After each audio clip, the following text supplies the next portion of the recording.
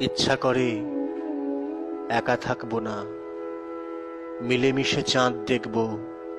কোনো এক অজ পাড়া গায়ে দল বেঁধে তাঁড়ি খাবো বটের ছায়ায় বসে। একদিন সরকারের জাদু দেখতে যাব ময়দানে, কুস্তি কিংবা আরো দূরে দিল্লিতে রামলীলা, হয়তো তামিলনাড়ু আরো কাছে সারা রাত কীর্তন পদ্মা পুরাণ লোকপার্বণ। আমি ফুটবল পারি না, চাষবাস জানি না, হৈমন ধান ঘরে তুলতে গিয়ে ফেলা ছড়া করে একাকার করি। এসব কাজের কাজে আমার নৈপুণ্য লোক হাসায়। লেখা ১.৫ মিনিট বন্ধ রেখে জানলায় গিয়ে আমি দাঁড়িয়েছিলুম। রাস্তায় হইচই, একটা হলুদ রঙের নিরন্ন প্যারিয়া দিক বিদিক লাঠিপেটা করছে তাকে। দমাদম ঠাস ঠকাস শব্দের নিচে আমি ঈশ্বর পড়ে পড়ে মার খাচ্ছি।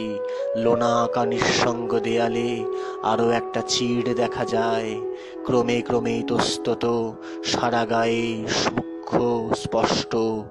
কত চিড়, দু একটি ফাটল নাড়িয়ে দুরন্ত লেজ এঁকে বেঁকে চলে যায় দূর মাটি অবধি। সারাদিন মানুষের কথা আমি ভুলতে পারি না। নাগাচড়ুই ছাই মেখেছিস, নেই কম্বল কাঁথা, দুঃখ রঙে ডুবিয়ে তোকে পাঠাবো কলকাতা। ওড়ার ছন্দে ঘরে ঢুকিস, চৌচালির মুক্তক, প্রাতর ভোজের ভাগ দেব বলছি তোকে চুম্বক।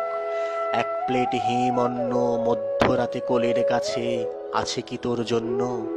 নিবি আমার কঠিন মেরুদণ্ড, দিবি আমায় পাখা পালক হিল্লোল প্রচণ্ড। তবে আমি আট পৌড়ে আনন্দে জল জলে মাছের মতো সাঁতার দেব বালার্ক বলকলে। আনবো তুলে পদ্ম ফুল, যাব গহন জঙ্গলে, আম কুড়বো জামরুল, লাথি মারবো ফুটবলে।